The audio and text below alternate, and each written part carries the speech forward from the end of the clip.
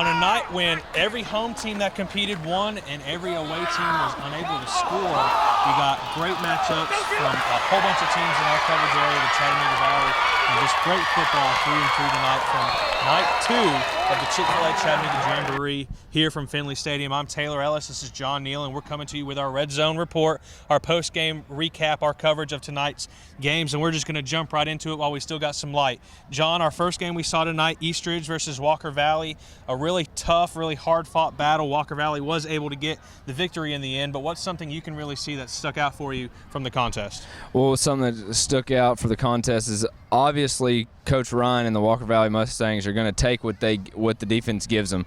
Nickel and diamond with Bryce Nunley down the field, but they can hit you for the big play as well. 2 touchdown passes from Colton Gibson there from Walker Valley High School. On the flip side of that, Eastridge looked good early, but a little jitters, couldn't hang on the ball, and a couple of fumbles there kind of derailed the Pioneers. They need to block, gets lined up on defense, and I think the Pioneers will be okay moving forward. When Eastridge did put it together, they were able to get, a handful of yards, 5-6 yards, but some jitters you can kind of see early from the Pioneers, but we're going to keep going. Boyd Buchanan versus Central, the second matchup. Boyd got the 7-0 victory, and a really hard-fought matchup, again, a very physical contest. What's something in your mind that stuck out for the Buccaneers? Something that stuck out for the Buccaneers is it's a Grant Reynolds team. Yep. He's going to try to establish the run, a lot like Coach Fant was last night with the Notre Dame Irish. But for the Boyd Buchanan Buccaneers, E.J. Matthews got going, Isaiah Dillard got going, Cooper Hodge running a little bit out of the quarterback position. He got going. You'd like to see a couple more passes there, but not showing too much in this Jamboree. They'll get more ready for Tennessee Christian come Monday.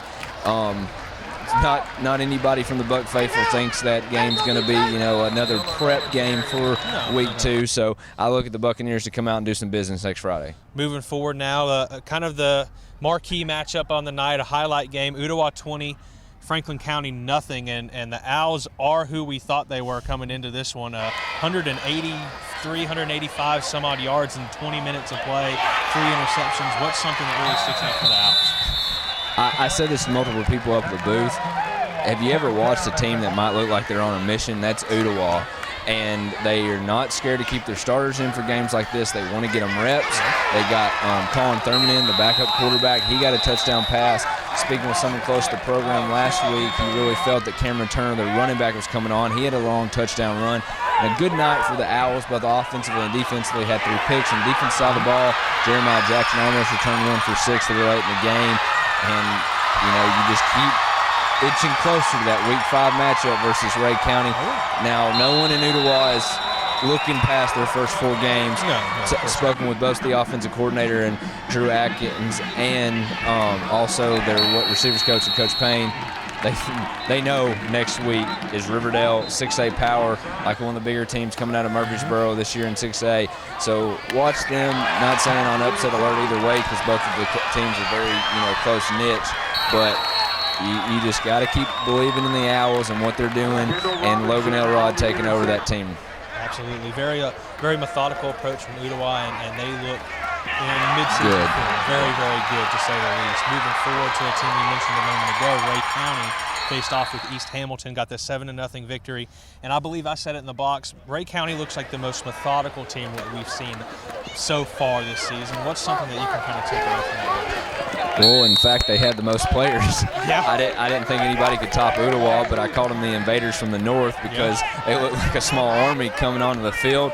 That's what Mark Pemberton likes to do. He likes to run that wing tee, methodical, 5 yards, 3 yards, 7 yards, burst, waggle play, throwing in Noel Patterson. Nothing changes, but it works every time. They get Baylor next Thursday. We saw Baylor last night. They're going to have to account for their passing game, because Baylor looked good, but they went, unlike Ooltewah, Ray went young early, saved their starters, so we'll see how Ray looks, how their, starters playing most of the game next week, but I do like Ray County. The last matchup of the night just finished here. Saudi Daisy faced off against Signal Mountain and got the 7-0 victory. A game that was kind of sloppy, a lot of penalties, and an injury that we never want to see.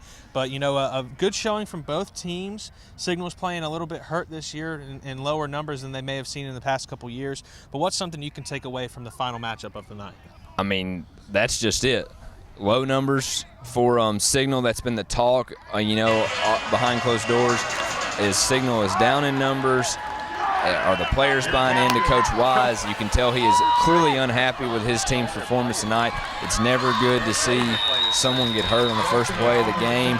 So the Eagles, you don't want to write them off because this is just a jamboree, but there's a few things that they might want to fix up on the mountain before that Week 1 matchup against East Hamilton.